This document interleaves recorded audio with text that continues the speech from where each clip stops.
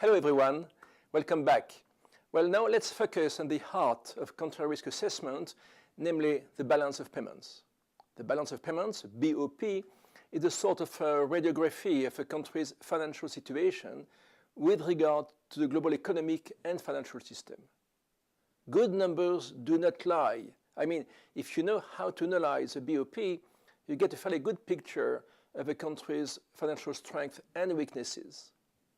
Indeed, the balance of payments provides ways and means to analyze the country's competitiveness and the risk of facing upcoming financial difficulties, such as liquidity or worse, a solvency crisis. The balance of payments is a record of all economic and financial flows, inflows and outflows.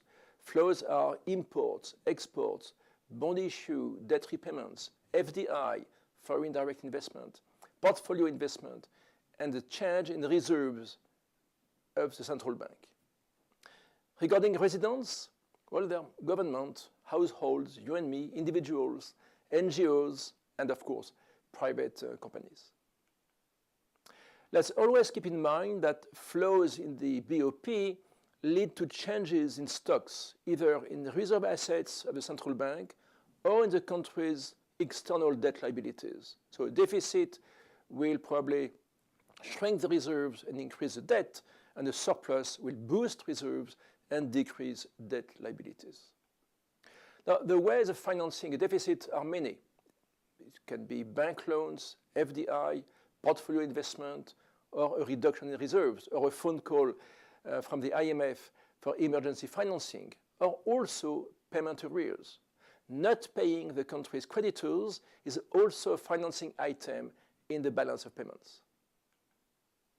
In the globalized economy, you have 200 countries which import and export goods and services. That means that the global balance of payments should always be in balance. Country X imports are countries Y exports. But in the real world, things don't match, and there are large gaps, large discrepancies. Let's see that. Well, look at the screen. There is a huge black hole of around $300 billion. There's a substantial under-invoicing of export revenues. Exports are under-reported. That can stem from statistical mistakes, of course, with deficient custom agencies, but more likely trafficking and smuggling. Cocaine exporters don't rush to provide central banks with their banking accounts information. If a country doesn't save enough resources, it will not invest much, and sooner or later it will face rising imports and a trade deficit. In a nutshell, the country lives, quote unquote, beyond its means.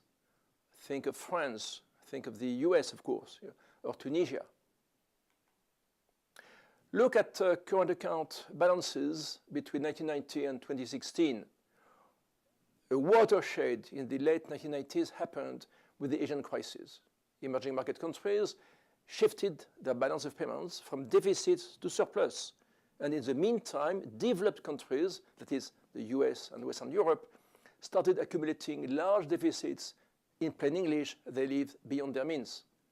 So developing countries in the south finance the OECD countries in the north, and not the other way around.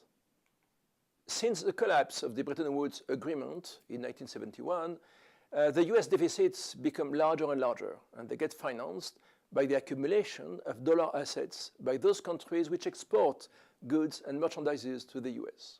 These surplus countries include, of course, China, Germany, and Korea. The deficit is slightly lower, as you can see, since the global financial crisis, due to a decline in US imports and also thanks to the drop in oil prices since mid-2014, but also thanks to increasing services revenues. Let's look now at the country's national accounts, with savings being a surplus, that is a difference between income and consumption. Any gap between savings and investment translates into a surplus or deficit in the current account of the balance of payment. In plain English, a country that invests more than what it saves will import a lot and will then run a deficit. This country lives beyond its means, and it must sooner or later find the ways and means to financing its deficit with capital inflows. So a large and ongoing trade imbalance is always rooted in low savings and excessive domestic spending, and it requires adjusting spending and boosting revenues. If the deficit gets larger and larger, uncontrollable, it becomes structural, and at this point the IMF will intervene with a combination of financing, that's good news, but also macroeconomic conditions, and that's bad news. So overall, the current account is made of three sub-accounts: exports and imports of goods and merchandises, import and export of services, that is shipping, tourism, interest payments, dividend revenues, and finally transfers, that is expatriated workers' remittances.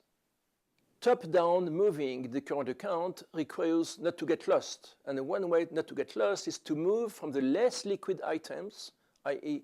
goods and merchandises in the country's real economy, toward more liquid items such as financial flows, tourism revenues, investment income, and transfers. Look, for example, at what Vietnam exports. On the one hand, oil and seafood. On the other hand, manufactured products such as footwear, t-shirts, electronic products. Now, most of the exports of Vietnam come from low value-added products, with energy and mining providing the lion's share of export revenues compared with other ASEAN member countries. But if we look now at Vietnam's imports, we see that Vietnam needs to import raw materials, energy, oil, and equipment in order to produce today what it will export tomorrow. So in fact, a devaluation of the dong, Vietnam's currency, will not boost exports. It will increase the cost of imported inputs. Tourism revenues can play a crucial role in offsetting a trade deficit. Think, of course, of Cuba, Morocco, Vietnam, Thailand, Spain, or France. Now, the sharp drop of tourism revenues in Tunisia since 2011, despite larger flows from Russia or from Algeria, has increased the current account deficit to roughly $3.5 billion in 2017, an astonishing deficit of 8.5% of GDP. Turning again to Vietnam, tourism is a key source of revenues in the Vietnam's economy, helping to gradually shrink the trade deficit. Finally, financial services stem from dividends and interest payments. Looking again at Vietnam, interest payments have increased tremendously since 2010, not because of an increase of interest rates, they are still pretty low, but due to an increase in the country's external debt. Interest payments today reach close to $1.2 billion. Transfers can be official development aid, that is gifts, or workers' remittances, that is money that expatriated workers bring back home. Think of Bangladesh, the Philippines, Morocco, Tunisia also. In Vietnam, workers' remittances reach $12 billion annually, and are a crucial source of financing for the trade deficit. But clearly, transfers are much larger in the case of Mexico, reaching $30 billion, mainly from Mexican workers in the US. And that's a key, of course, issue in the political arena between Mexico and the US under Trump. Well, all in all, the balance of payments is a key tool in country risk analysis. It gives a radiography of a country's financial strength and weakness, as well as a measure of a country's external competitiveness.